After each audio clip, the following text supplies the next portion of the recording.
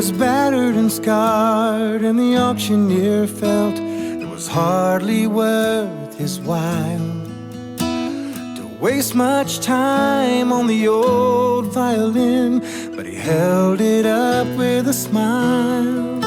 He said, "It sure ain't much, but it's all we've got left. I guess we ought to sell it too." Oh, now who'll start the bid on this old violin? Just one more and we'll be through. And then he cried, "One, give me $1. Who'll make it two? Only $2. Who'll make it three? $3 twice, now that's a good price. Who's gonna bid for me? Raise up your hand now, don't wait any longer. The auction's about to end. Who's got for just $1 more to bid on this old violin?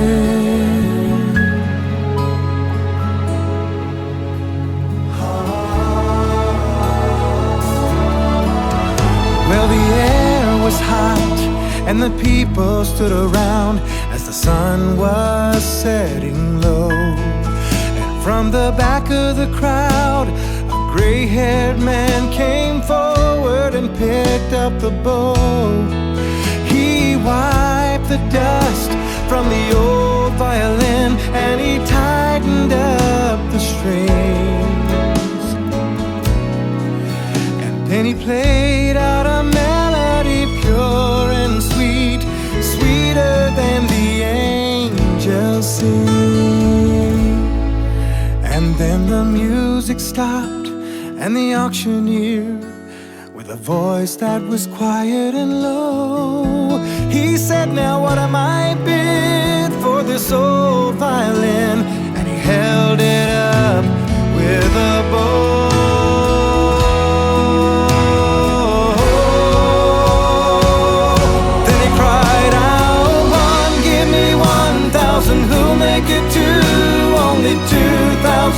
Who'll make it three?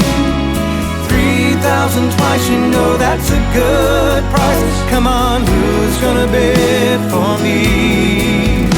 And the people cried out, "What made the change? We don't understand." Then the auctioneer stopped and he said with a smile, "It was the touch of the master's hand."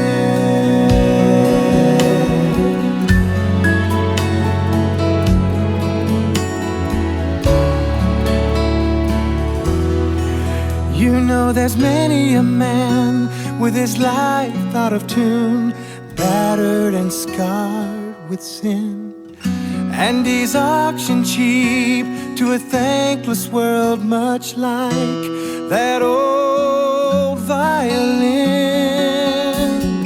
But then the master comes, and the old foolish crowd, they never understand the worth of a soul and the change that is wrought just by one touch of the master's hand.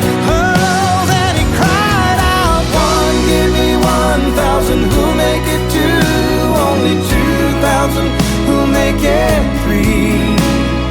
3,000 twice, you know that's a good price. Come on, who's gonna bid for me?"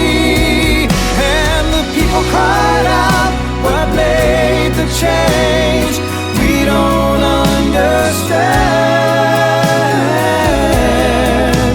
Then the auctioneer stopped and he said,